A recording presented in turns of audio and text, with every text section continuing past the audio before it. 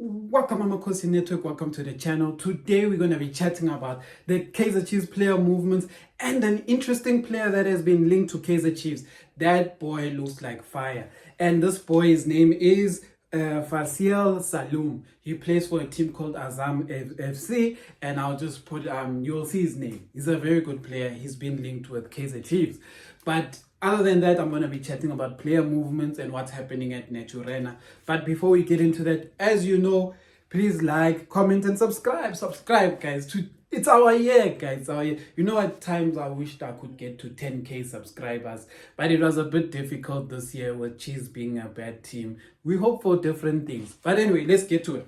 Let me start with Fesal Salum. This is the Kaizer Chiefs, the player that's been linked to Kaizer Chiefs.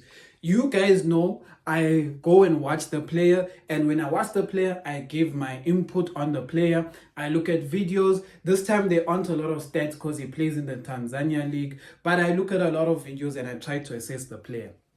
And oftentimes when I assess, I oftentimes don't come back with a very good view like that Bonelli guy. I didn't really have a good review of him. When he was wanted by Chiefs, I didn't have a good review of him. I generally don't have the best reviews of players when I look at you and then I'm like even Castillo. Some of you will know that my opinion of Castillo has always been, I was not make sure, but when he came in with a lot of energy. So he convinced a lot of us to be like, let's give him a chance. But still, even now, I'm not too sure about him. But anyway, this is what I found out about Fesal Salum. He plays for Azam FC. He's a midfielder. If I can compare him with any player in the DStv Prem, it has to be Teboho Mokoena. The boy can play. And apparently he has played with Nabi. Nabi has coached him when he was at Younger. This guy is good, guys. This guy has a shot from range. He has good passes from the middle. He protects the ball very well. He can do 360s.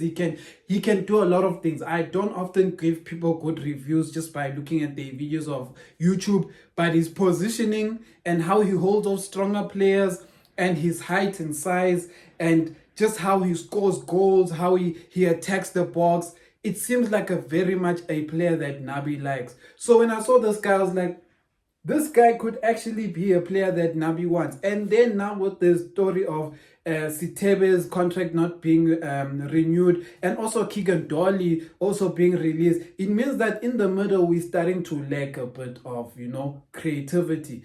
And with that, that is an interesting thing that's coming up. So for me, I say it will be interesting if he gets a chance because I did see something very good from him. But other than that, I wanted to chat to players. So well done to Matlo. Chiefs exercised their option to re-sign Matlo. Matlo is going to be staying with Kaizer Chiefs for at least one more season. Well done, Matlo. Well done, Baba. You convinced them with Daungs. But funny enough, I actually heard an interesting thing where they said that the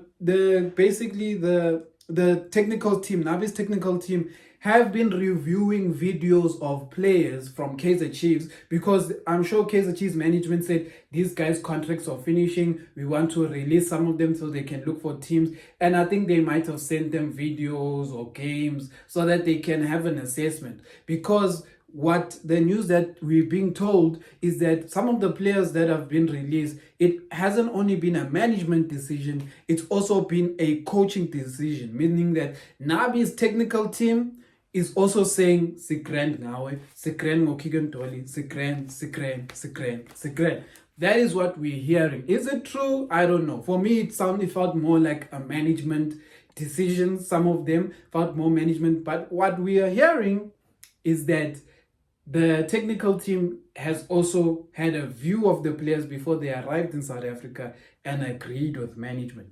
Meaning that so far, Chiefs has only discussed out of contract players. Meaning that it's not just them who will be let go, apparently. Even the ones who are contracted are also going to be let go if the technical team believes they are not good enough. So that's also going to be an interesting thing. But if you let go of people, it means you have to sign people. You know what that means? Some people are coming to Naturena. So that's gonna be interesting also to watch. But let me give my opinion. Let's go to Keagan Dolly, some of the players who have left. Keagan Dolly, a lot of you have been attacking me on my opinions of Keagan Dolly, and I'm going to be frank with you. Me, guys, I'm on both sides. I both criticize and I both basically like applaud when you've done well. We have to be honest, guys. What happened to Kama Billiard and what happened to Keagan Dolly is the exact same thing. When Keagan Dolly was healthy and when Keagan Dolly was playing, he was our most creative player on the pitch. Why am I saying this? You guys are going to judge someone who had bad coaching, who had bad fitness trainers, bad fitness trainers. You know what I mean, bad fitness trainers? Meaning that if someone doesn't know how to get you into the right fitness for your specific body, you will never ever be able to survive. What do I mean by that? Some of you are asking. What do you mean that Keagan Dolly was not fit? What do you mean Keagan Dolly was... Let me tell you guys. Zwane ball. We introduced Muzi. Zwane has hard running football that he demands of his players. But Muzi's training does not match Zwane ball. So Zwane is demanding X, but Muzi is basically taking out Y. What does it mean is that Zwane is making us play too much rush. Moses training us to just play slow. What happens? Players get injured. Who gets injured? Dolly. Molefe Ntseke comes back in. He plays Dolly out of position. Dolly, they keep playing him as a winger with rush, with no direction. They just kick. The wingers have to run behind defenders. They just have to run. Long balls run. What happens? Players like who got injured? Let's be honest. You guys are acting like Keagan Dolly is the only player who got injured. Who got injured under our bad coaching and bad fitness training? Who got injured? Dupree, where does he play? On the wing. Dolly got injured on the wing. Potsani was injured on the wing. Guys, do you know what that means? That means that the fitness trainer was not matching the player, and players who were more susceptible to getting injured were getting injured because their bodies weren't trained for what they were playing. So that's why I'm saying don't look at Dolly and blame him for his injuries. Yes, he was out of weight, but what happened? What did Pep Guardiola do to that guy? What is it, Kevin Phillips or whatever?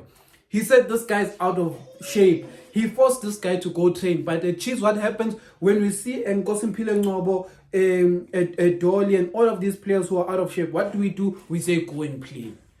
Then these guys get hurt again. Who got hurt again? Keagan Dolly. Who got hurt again? Nkosimpilo Ngcobo.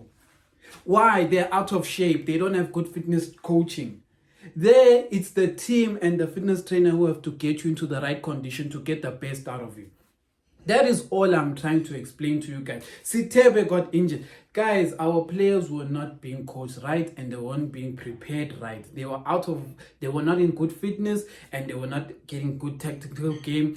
Even gameplay is important. Have you seen how much Sundowns players run? That time you'll think that they are the fittest team in the league. Chances are they're not, but because of how they play and how they manage the team, players... You won't always see Ribeiro running, Shalulile running. They don't play like that. There's moments where they are resting. There's a moment where you run fast. There's different places where the player can rest. But at Chiefs, have you seen Dupree? He runs to attack. He runs to defend. There's like a gap between defending and attacking. We don't have a midfield. We don't even move like a team from defense to attack. To defense, to attack. We don't even mark the same. Dupree is marking, there's a gap. The next one marks, there's a gap. So then what happens? Players get injured. So that's all I'm highlighting there. Hlanti. So that's my thing. Keagan Dolly, I feel, was hard done by. Yes, if Keagan Dolly still wanted to earn 700k or whatever, then I know, then sharp. He can't be earning 700k while he's getting injuries. But if Chiefs offered him about 400k and he still refused, then that is up to him. I still think earning 400k for someone who's injury prone and stuff would still have been good money to me. But obviously we're not in the rooms. We don't know how much is offered. I don't believe the 700k. I think it was lower, but who am I? Hlanti. A lot of you are attacking me with my Hlanti take, and this is my thing. Hlanti is a good defender. He's just bad at attack. But his role isn't, you must understand, you guys are going to tell me about a modern day left back. Don't sign Hlanti to be your primary left back. Hlanti must be a backup until we find the best solutions. Why am I saying this? They're going to let go of Hlanti. They're going to replace him with another left back. If that left back gets injured, Mashiane is up in line, is the next left back. Mashiane can't defend. So what I was saying is that Mashiane is probably going to take a season with new coaching to become a good defender. We don't even know if the coaches are going to deem him a good defender. So if they say they can work with him and he can become a good defender, it's probably going to take a full season for him to become a good defender. In that process, if our new left back that we're thinking is going to be signed gets injured, then we're going to end up with Abo Frosler playing as a left back again. Whereas we could have had Hlanti as a backup in case so much experience. Hlanti has experience in positioning and stuff. He would work with the coaches to proper develop. I want to do like Mashiane. But anyway, that is my opinion. Dove also came out. He is with the national team. A lot of journalists like Abu Mazwal are concluding that since he's with Mozambique and Chiefs is basically training together with the new coaches, does that mean he's still a Chiefs player? His contract is ending now 30 June. Why would he be with Mozambique when the new coaches are taking the players through the drills? It sounds like he's going to be released. Me, it's interesting. I'd understand if they're releasing Dove because he's a foreign player, but he's been in South Africa for 5 years. So technically he can get his citizenship and he can be made a South African player. But hey, you know what? I'm not the coach. E2 apparently had some discussions with Keagan Dolly Senior and Keagan Dolly Junior, and he's still training with the team. So maybe he's still gonna be a keeper. So we will see how that goes. But anyway, that's all I have for today. Amakhosi for now.